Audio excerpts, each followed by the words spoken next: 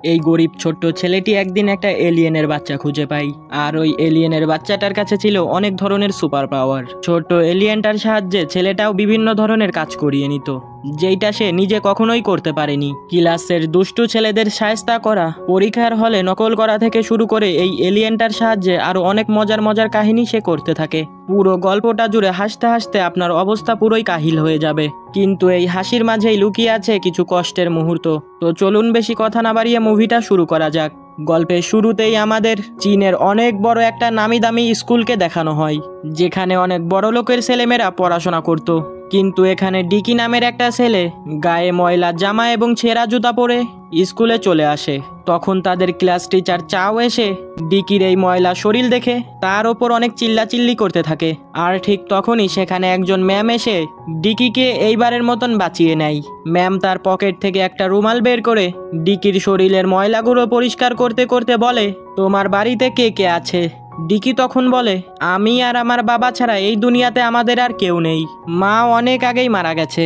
তখন ম্যাম তাকে বলে, তোমার বাবাকে স্কুলে এসে আমার সঙ্গে দেখা করার কথা বলো। কিন্তু ডিকি বলে, ম্যাম আমার বাবা একটা কনস্ট্রাকশন সাইটে কাজ করে দিনমজুরের, সে আসলে খুব বেশি সময় পায় না। তখন ম্যাম বলে, যখন সময় পাবে তখন আমার সঙ্গে দেখা করতে বলো।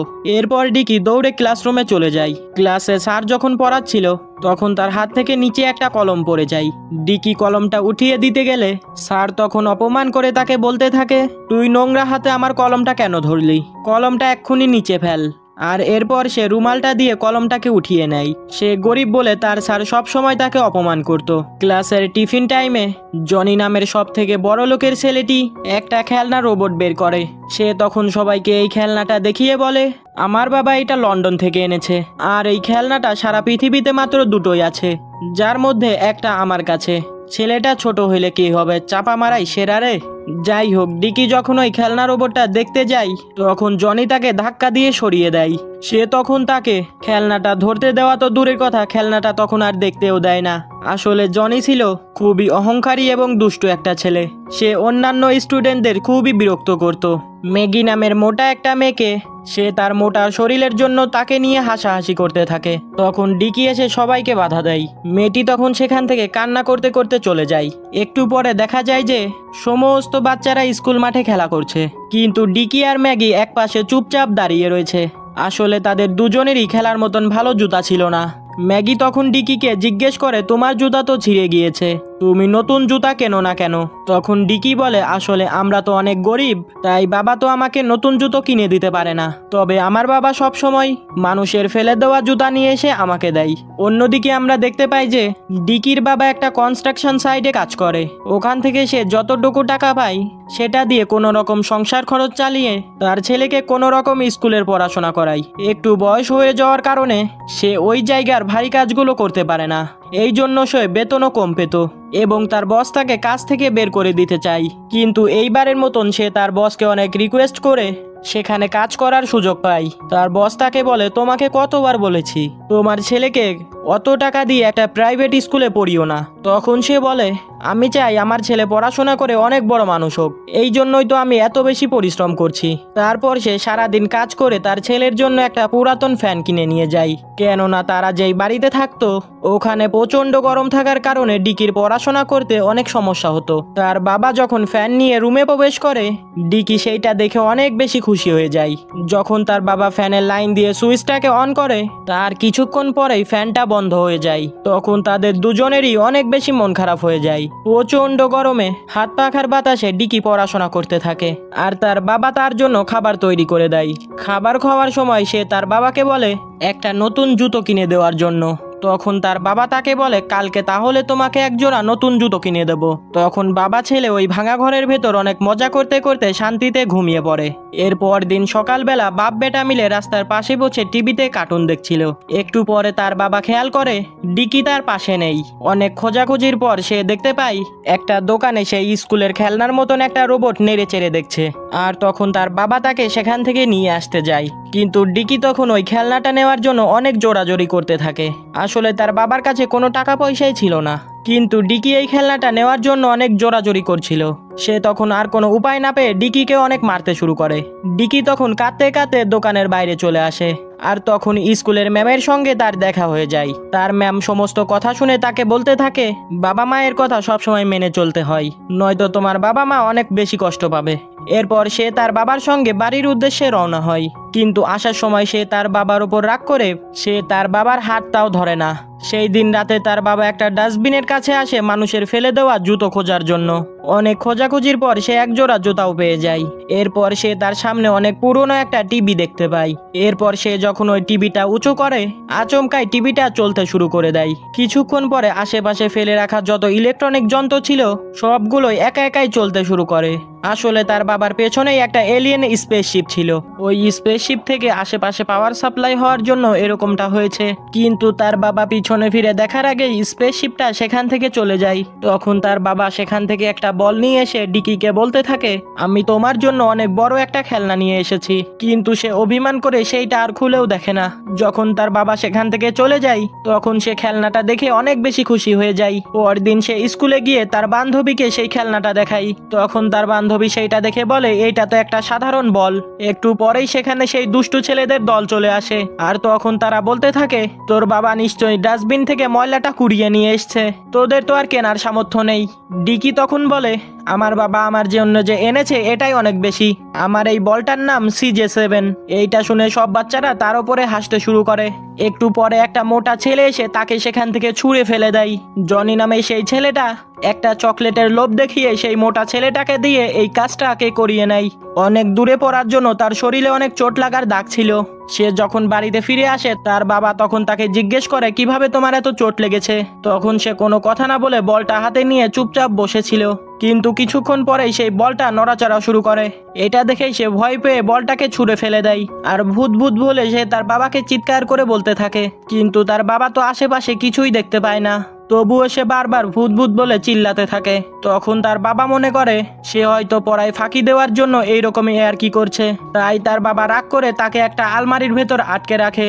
কথাই আছে না, যেখানে বাঘের ভয় সেখানেই রাত পোহায়। তেমনি সে তখনই দেখে যে বলটা সেই আলমারির ভেতরেই রয়েছে।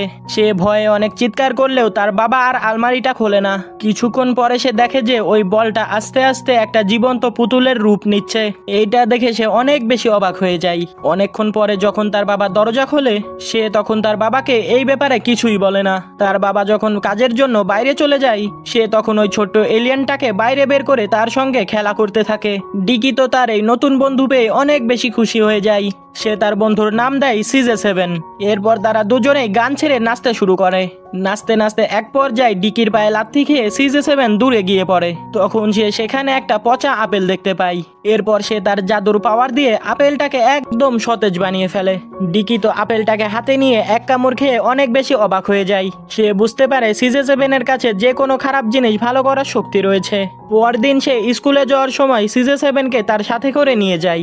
যাওয়ার সময় সে রাস্তার মধ্যে একটা হিংস্র কুকুর দেখতে পায়। সে তখন CJ7 কে বলে কুকুরটাকে শায়েস্তা করার জন্য। CJ7 গিয়ে কুকুরটাকে সেই লেভেলের একটা মাইর দেয়।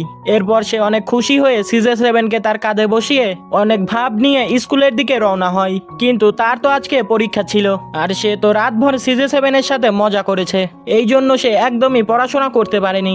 এই জন্য সে CJ7 কে বলে, আজকে আমার পরীক্ষা, তুমি কি আমাকে কোনোভাবে সাহায্য করতে পারবে? CJ7 তখন তার জাদুকরি শক্তি দিয়ে তাকে একটা চশমা বানিয়ে দেয়। সে তখন পরীক্ষার হলে গিয়ে তার চশমার ভেতর থেকে একটা গোপন ক্যামেরা বের করে ক্লাসের ফার্স্ট বয়ের কাছে পাঠিয়ে দেয়। সেই ছেলেটা যা যা লিখছিল সে তখন সমস্ত কিছু তার স্ক্রিনের মাঝে দেখতে পাচ্ছিল। সে তখন সেইটাকে কপি করে লিখতে শুরু করে। একটু পরে সেই ছেলেটা যখন টের পেয়ে যায় সে তখন ওই ক্যামেরাটাকে মাছি মনে করে মেরে ফেলে দেয়। ডিকি তখন তার চশমার ভেতর থেকে আরো দুইটা ছোট্ট ক্যামেরা বের করে দেয়। ছেলেটি তখন লেখা বাদ দিয়ে মাছি মারার জন্য উঠে পড়ে লাগে। একটু পরে একটা ক্যামেরা উড়তে উড়তে গিয়ে তাদের ক্লাস টিচারের মুখের উপর গিয়ে বসে। তখন সেই ছেলেটা স্কেল দিয়ে সেইটা মারতে গেলে টিচারের একটা চশমা ভেঙে যায়। আর একটু পরে আর একটা মেয়ে এসে তার পেন্সিল বক্স দিয়ে বাড়ি দিয়ে আর একটা চশমা ভেঙে দেয়, কেননা সেও একটা মাছি দেখতে পেয়েছিল। গল্পের এই অংশটা খুবই হাস্যকর। ডিকি এইবার খুব সুন্দরভাবে পরীক্ষাটা দেয়। কিছুক্ষণ পরে তাদের মার্কস দিলে দেখা যায় যে ডিকি 100-তে 100 নাম্বার পেয়েছে। সে তো রেজাল্ট পেয়ে অনেক বেশি খুশি হয়ে যায়। সে ক্লাসের মধ্যেই নাচানাচি করতে শুরু করে। তখনই তার শিক্ষক সন্দেহ করে তার চশমাটা দেখতে চায়। তখন সে চশমাটা ছুঁড়ে মারলে টিচারের চোখ মুখ একদম নষ্ট হয়ে যায়। একটু পরেই তাদের স্কুলে বিভিন্ন ধরনের খেলার প্রতিযোগিতা হচ্ছিল, তাই সে CJ7কে বলে তার জন্য একটা জুতা বানিয়ে দিতে। এলিয়েনটি তখন তাকে একটা সুন্দর জুতা বানিয়ে দেয়। স্কুল মাঠে একজন পিটি টিচার বলছিল, আমার এই হাই জাম্প রেকর্ড কেউ কখনো ভাঙতে পারেনি। আর তখনই ডিকি ওইটার উপর দিয়ে উড়ে সেখানে চলে আসে। সবাই তো এটা দেখে অবাক হয়ে যায়। ছোট ছোট বাচ্চারা তখন বলে, স্যার ডিকি আপনার রেকর্ড ভেঙে দিয়েছে। স্যার তখন চেক করার জন্য ডিকিকে আবার লাফ দিতে বলে। তখন সে আবার লাফ দিয়ে অনেক উপরে চলে যায়। কিছুক্ষণ পর ট্রেডমিলের উপর দৌড়াতে গিয়ে সে সেটাকেই ভেঙে ফেলে। এরপর সাঁতার প্রতিযোগিতায় সে সবার আগে সাঁতরে ফার্স্ট হয়ে যায়। ফুটবল খেলার মাঠে গিয়ে সে এমন জোরে একটা শট মারে যে গোলভার ভেঙে একেবারে টুকরো টুকরো হয়ে যায়। কিন্তু কিছুক্ষণ পর তার স্যারের সঙ্গে তার মারামারি বেঁধে যায়। স্যার যখন তাকে কুম্ফু স্টাইলে মাইর দিতে যায়, সে তখন উল্টো স্যারকে নাস্তানাবুদ করে দেয়। আর তখনই তার ম্যাডাম সেখানে চলে আসে। সে এসে ডিকিকে বলতে থাকে, বড়দের সাথে এমন করতে হয় না। এরপর ডিকি তখন বলে, ম্যাডাম আপনি অনেক দেরি করে ফেলেছেন। একটু পরে তাদের ক্লাস টিচার কয়েকজন পুলিশ নিয়ে আছে ডিকিকে ধরার জন্য। সে তখন সবার চোখ ফাঁকি দিয়ে আকাশে চলে যায়। আর তখনই তার বাবা এসে তাকে বিছানা থেকে জাগিয়ে তোলে। আসলে আমরা তখন দেখতে পাই সে আসলে এই সবকিছু ঘুমিয়ে ঘুমিয়ে স্বপ্ন দেখছিল। তার বাবা তখন তাকে জলদি স্কুলে যেতে বলে। সে স্কুলে যাওয়ার আগে তার বাবাকে বলে, বাবা তুমি দেখো আজকে আমি 100 মার্ক নিয়ে আসব। সে হাসি খুশি মনে রাস্তা দিয়ে যাচ্ছিল। আর তখনই সে সেই কুকুরটাকে দেখতে পায়, যেটা সে স্বপ্নের ভেতর দেখেছিল। সে তখন CJ7কে কুকুরটিকে মারার জন্য বলে, বরঞ্চ তখন দেখা যায় কুকুরটি CJ7কে মেরে একদম ভর্তা বানিয়ে দিয়েছে। এরপর সে স্কুলের ওয়াশরুমে গিয়ে CJ7কে বলে, তুমি আমাকে সেই জাদুকরি চশমাটা বানিয়ে দাও। এইটা বলে যখন সে হাত পাতে, এলিয়েনটি তার হাতের ওপর হাগু করে দেয়। সে মনে করে এইটাই হয়তো পরীক্ষার হলে তাকে সাহায্য করবে। কিন্তু পরীক্ষার টাইম শেষ হয়ে গেলেও সে আর কিছুই লিখতে পারে না। সে তখন ওয়াশরুমে এসে এলিয়েনটাকে অনেক মারতে শুরু করে। এলিয়েনটি তখন তার উপর রাগ করে হাগুর গুলি ছুড়তে শুরু করে। এইটা দেখার পর আমি হাসতে হাসতে একদম শেষ হয়ে গেছি। এরপর তাকে স্কুলের সবাই মিলে পানি দিয়ে ধুয়ে পরিষ্কার করে দেয়। এই অপমানের যন্ত্রণা সহ্য না করতে পেরে এই এলিয়েনটাকে একটা ব্যাগের ভিতর ভরে ডাস্টবিনের ভেতর ফেলে দেয়। কিন্তু এই 2 দিনে এলিয়েনটার প্রতি তার অনেক মায়া জন্মে গিয়েছিল, তাই সে আবার যায় এলিয়েনটাকে ফেরত নেওয়ার জন্য। তখন সে গিয়ে দেখে ডাস্টবিনের সমস্ত ময়লাগুলো ইতিমধ্যে নিয়ে চলে গেছে। এরপর সে ওই ময়লার গাড়ির পেছন পেছন দৌড়াতে শুরু করে। কিন্তু অনেক চেষ্টার পরেও সে ময়লার গাড়িটাকে আর ধরতে পারে না। সে তখন কাঁদতে কাঁদতে তার বাড়িতে ফিরে আসে। তার বাবা তাকে জিজ্ঞেস করে কি হয়েছে। তার বাবা তখন তাকে বলে, আমি CJ7কে হারিয়ে ফেলেছি। একটু পরেই দেখা যায় যে ওই এলিয়েনটা তার আগেই তার বাড়িতে পৌঁছে গেছে। তাকে দেখেই তারা দুজনেই অনেক বেশি খুশি হয়ে যায়। তখন তার বাবা বলতে থাকে, তোমাকে এই খেলনাটা কে দিয়েছে? তখন ডিকি তার বাবাকে বলে, এই খেলনাটা আমার এক বন্ধু আমাকে উপহার দিয়েছে। তখন তার বাবা ওই খেলনাটার ব্যাটারি করার জন্য অনেক বেশি চেষ্টা করতে থাকে। তখন ডিকি তার বাবাকে বলে, বাবা আমি তোমাকে মিথ্যে বলেছি। তুমি সেদিন রাতের বেলা যে বলটা আমাকে দিয়েছিলে সেই বলের ভেতর থেকেই এই খেলনাটা বেরিয়েছে। আসলে এইটা ছিল একটা এলিয়েনের বাচ্চা। কিন্তু তার বাবা তো এসবের বিষয়ে কোনো কিছুই জানতো না। তখন তার বাবা তাকে বলে, দেখো আমরা গরিব হতে পারি, কিন্তু কখনোই কারো জিনিস চুরি করে আনবে না, কিংবা কখনোই মিথ্যা কথা বলবে না। এরপর তারা দুজনে মিলে ঘুমিয়ে পড়ে। কিন্তু রাতের বেলা অনেক বেশি গরম পড়ছিল।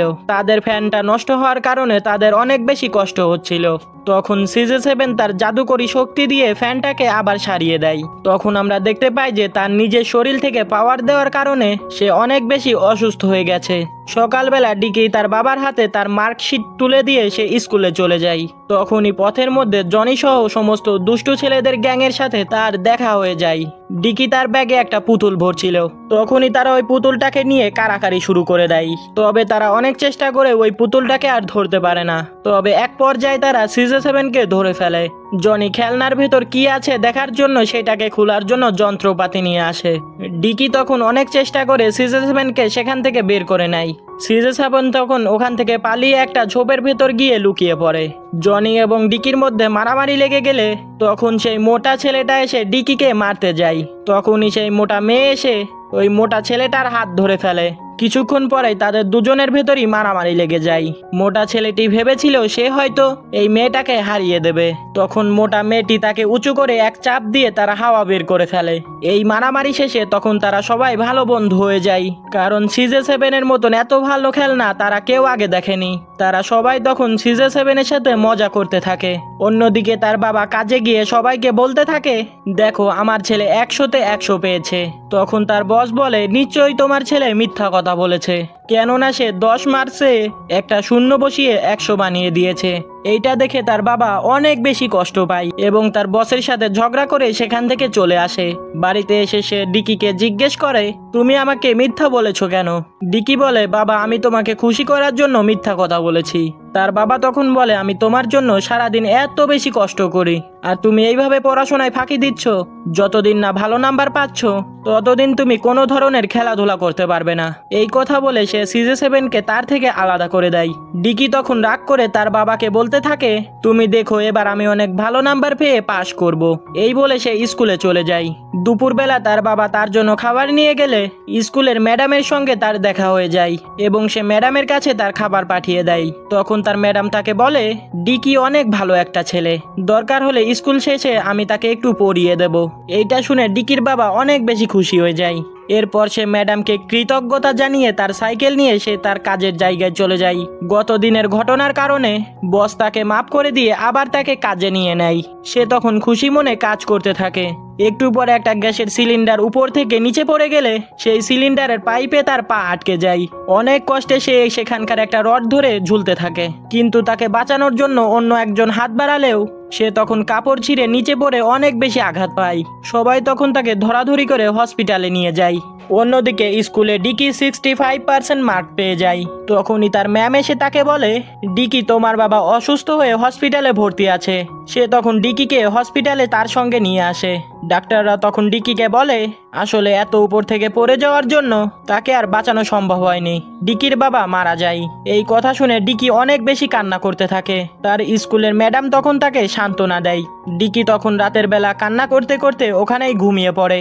কিন্তু কিছুক্ষণ পরে দেখা যায় যে সেই এলিয়েনের বাচ্চাটি তার সমস্ত পাওয়ার দিয়ে ডিকির বাবাকে আবার জীবন্ত করে ফেলেছে। সকালবেলা ডিকি ঘুম থেকে উঠে তার বাবাকে তার পাশেই দেখতে পায়। তখন ব্যাগ থেকে CJ7-কে বার করলে সে দেখতে পায় যে গতকালকে সে তার সমস্ত পাওয়ার ইউজ করার জন্য অনেক বেশি দুর্বল হয়ে পড়েছে। একটু পরেই তাদের চোখের সামনে জীবন্ত CJ7 মারা গিয়ে একটা কাপড়ের পুতুলে পরিণত হয়। তারা বাপ বেটা কিছুই বুঝতে পারে না, কেনই বা এমন হলো। তারা তখন মনে করে হয়তো CJ7-এর ব্যাটারি ফুরে গেছে। তখন তারা কয়েকটা ব্যাটারি এনে CJ7-কে আবারও জীবন্ত করার চেষ্টা করতে থাকে, এমনকি কারেন্টের শক দিয়েও জীবন্ত করতে যায়। এই সব কিছুতে কোনো কাজ না হলে পরবর্তীতে তারা সালাইন পর্যন্ত দেয়, কিন্তু কোনো কিছুতেই আর সে জীবিত হয় না। CJ7-কে হারিয়ে ডিকি তখন অনেক বেশি মন খারাপ করে বসে থাকে। এভাবেই অনেকটা দিন পেরিয়ে যায়। এখন ওই স্কুলের মোটা মেয়েটি আর মোটা ছেলেটির সাথে এক সম্পর্ক হয়ে গিয়েছে, এমনকি তার স্কুলের ম্যাডামের সঙ্গে তার বাবারও একটা ভালো সম্পর্ক হয়ে গিয়েছে। কিন্তু সে এখনো CJ7-কে অনেক বেশি মিস করতে থাকে। সে মাঠের ভেতর শুয়ে থেকে আকাশের দিকে তাকিয়ে CJ7-এর কথা মনে করতে থাকে। কিছুক্ষণ পরে দেখা যায় যে আকাশ থেকে একটা এলিয়েন UFO নেমেছে। সেই সাথে CJ7-এর মতন আরো অনেক এলিয়েন এসেছে CJ7-কে জীবিত করার জন্য। আর এই সুন্দর মুহূর্তটা দিয়েই মুভিটা শেষ হয়ে যায়। মুভিটা কেমন লাগলো অবশ্যই জানাবা। একটা মুভি এডিট করতে অনেক কষ্ট হয়, তোমরা একটু লাইক সাবস্ক্রাইব করে দিতে পারো। আজকের জন্য বিদায় নিচ্ছি, আসসালামু আলাইকুম।